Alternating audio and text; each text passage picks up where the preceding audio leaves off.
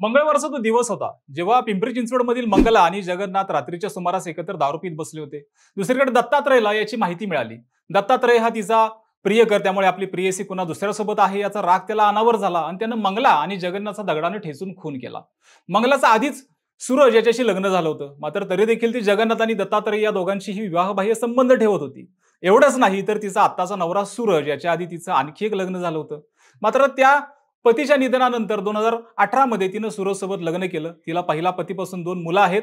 असं सगळं असताना ती जगन्नाथ आणि दत्तात्रय यांना डबल डेट करत होती. त्यातही ज्या दिवशी मंगला आणि जगन्नाथ यांची हत्या झाली त्या दिवशी ही भयंकर घटना घडली होती, ज्यामुळे त्यांना त्यांचा जीव गमवावा लागलेला आहे.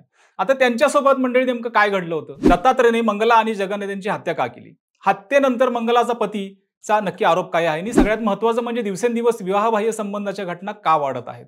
पाहूया ते व्हिडिओच्या माध्यमातून. नमस्कार, मी विकी आणि तुम्ही पाहताय विशेष भारी. मंडळी, गेल्या काही काळात अनैतिक संबंधांच्या अनेक घटना सातत्याने समोर आल्यात. यात आपल्या प्रियकरासाठी किंवा इतर कोणत्याही कारणाने पळून जाते, कोण मर्डर करते तर कोण जीव देते, कोण सासूसोबत पळून जाते तर कोण जावयासोबत पळून जाते. कारण काय तर आकर्षण. अनैतिक संबंध सुद्धा याच आकर्षणाचा एक भाग असं म्हटलं तरी वावगं ठरणार नाहीये. आणि याच अनैतिक संबंधातून पिंपरी चिंचवड येथे मंगला आणि जगन्नाथ यांची दगडाने ठेचून हत्या झालेली आहे. मंगला, जगन्नाथ आणि दत्तात्रय असं हे प्रेमाचं त्रिकूट होतं. हे तिघं सुद्धा पिंपरी चिंचवडच्या तळवडे परिसरात राहत होते. मंगला आणि जगन्नाथ मजुरीचं काम करत होते, तर दत्तात्रय हा मजूर पुरवण्याचे कंत्राट घेतो. हे काम करत असतानाच मंगलाचे जगन्नाथ आणि दत्तात्रय या दोघांशीही विवाहबाह्य संबंध होते. मंगलाचे जगन्नाथशी प्रेमसंबंध असल्याची माहिती दत्तात्रयला मिळाली होती आणि त्याला त्याचा राग आला होता. पुढे याच रागातून त्याने त्यांची हत्या केलेली आहे. त्याचं झालं असं, नेहमीप्रमाणे मंगळवारी रात्री मंगला आणि जगन्नाथ दोघे एकत्र दारू पीत बसले होते. याची माहिती मंगलाचा नवरा सूरजला होती. त्यामुळे तो रात्री मंगला यांना घरी येण्यासाठी बोलवायला गेला. मात्र मंगलाने यायला नकार दिला. त्यानंतर सूरजने त्यांचा मुलगा अनिलला आईला घरी बोलवण्याकरता पाठवलं, परंतु तरीही त्या घरी गेल्या नाहीत. शेवटी मंगलाचं हे वागणं नेहमीच असल्यानं सूरज आणि मुलगा हे दोघेही घरी झोपी गेले. आता त्यानंतर मंगलाचा दुसरा प्रियकर दत्तात्रय तिथे गेला. त्याने मध्यरात्रीच्या सुमारास मंगला आणि जगन्नाथ यांना नको त्या अवस्थेत पाहिलं. त्याचा राग त्याला अनावर झाला. पुढे त्याच रागातनं त्यांना मध्यरात्री मंगला आणि जगन्नाथ यांचा दगडाने ठेचून खून केला. खून केल्यानंतर दोघांचेही मृतदेह त्याने तळवडे येथील अमरजित जेदे यांचा दिगाटेक बांधकाम प्रकल्प असलेल्या मोकळ्या मैदानात 10 फूट अंतरावर टाकले. त्यानंतर रात्री 2च्या सुमारास त्यांनी स्वतःचं याबाबत मंगलाचा नवरा सूरजला सांगितलं. तो सूरजच्या घरी गेला आणि सांगितलं की मी मंगला आणि जगन्नाथ यांना अर्धनग्न अवस्थेत रक्ताच्या थारोळ्यात पडल्याचं पाहिलेलं आहे. आता हे ऐकता सूरज यांनी त्वरित घटनास्थळी धाव घेतली. पोलिसांना कळवलं. पोलिसही घटनास्थळी दाखल झाले.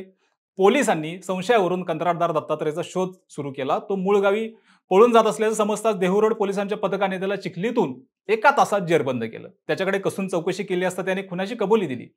मृत मंगला हिचं पहिलंही लग्न झालं होतं. पहिल्या पतीपासून तिला 2 मुलं आहेत. 2018 मध्ये पहिल्या पतीचं निधन झाल्यानंतर तिने सूरज टेंबरे मंडळी याच्यासोबत लग्न केलं.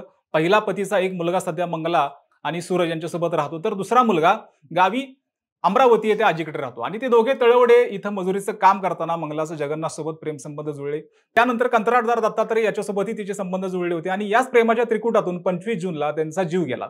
सध्या या संपूर्ण घटनेतील मुख्य आरोपी 49 वर्षीय ठेकेदार प्रियकर दत्तात्रय लक्ष्मण साबळे याला पोलिसांनी अटक केलेली आहे. मंडळी, दिवसेंदिवस अशा घटना घडण्याचं प्रमाण जरा जास्तच वाढलेलं आहे. त्याला तर समाजातून हे विरोध होत आहे आणि कायमच होत आलेला आहे. मात्र तरीही या प्रकारच्या होणाऱ्या घटना या सुन्न करायला लावतात. यापूर्वी अनेकदा अशा घटना सुद्धा मंडळी ह्या खूप घडलेल्या आहेत. सोनमचं प्रकरण सुद्धा असंच गाजलं होतं. एकीकडे सासूसोबत जाई पळून जातोय, तर कुठे सासरा सुनीसोबत पळून जातोय. पुढे या सगळ्याचा शेवट हा कुठल्या तरी भयंकर अशा हत्याकांडानं होतो. मंडळी, पण या सगळ्या घटनांमुळे समाजातील वातावरण दूषित होत चाललेलं आहे. अनेक जण असे प्रकार पाहून आणि ऐकून घाबरायला होत आहेत. आता यातच महिलांच्या बाजूने असे प्रकार गेल्या काही काळात जास्त हे मंडळी घडल्याने बहुतांश पुरुष वर्ग सुद्धा विचारात पडलेला आहे. या सगळ्या घडणाऱ्या घटनांवर समुपदेशनाचा प्रकार कमी पडत चाललेला आहे असं एकूण वाटतं. पण मंडळी, गेल्या काही दिवसात घडलेल्या घटना पाहता तुम्हाला काय वाटतं? अनैतिक संबंधांची कारणे नेमकी काय असतील? तुमच्या प्रतिक्रिया जरूर कमेंट बॉक्समध्ये कळवा. तसेच विशेष भारीला सबस्क्राईब करायला मंडळी विसरू नका. धन्यवाद.